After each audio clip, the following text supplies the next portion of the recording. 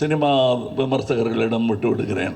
அவருக்கு நல்ல பேர் கிடைக்கணும். நானும் சினிமா விமர்சகன்தான், நானும் சினிமா ரசிகன்தான்.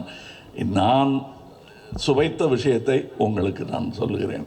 வியாபாரம் வெற்றி பெறணும், அதெல்லாம் ஓகே.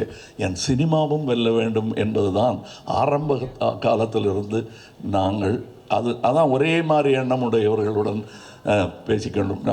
நாங்கள் செட்டில் இருக்கும்போது மணி சார் ஆகட்டும், நடுவில் போய் பேச டைம் இருக்காது. அதுவும் டெக்னீஷியன்ஸுக்கு மேலேயும் கீழேயும் பார்த்துக்கிட்டு ஒரு மாதிரி சித்தர் மாதிரி அலைஞ்சிக்கிட்டு அதுக்கு நடுவில் நாங்கள் பேசுகிறது கூட அரட்டையாக இருக்காது. லஞ்சில் உட்காந்து பேசுகிறது கூட சினிமாவை பற்றியாக இருக்கும், வேறு ஒருத்தர் எடுத்த நல்ல சினிமாவை பற்றியாக இருக்கும்.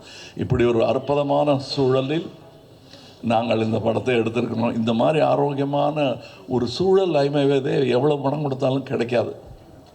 அது எனக்கு கிடைத்தது, ராஜ்கமலுக்கு கிடைத்தது. ராஜ்கமலுக்கு பின்னாடி இருக்கிற அந்த இன்டர்நேஷ்னல்ங்கிற அந்த வார்த்தைக்கு முழு அர்த்தத்தை மணிரத்னம் எங்கள் டெக்னீஷியன்ஸ் கொடுத்திருக்கிறார்கள்.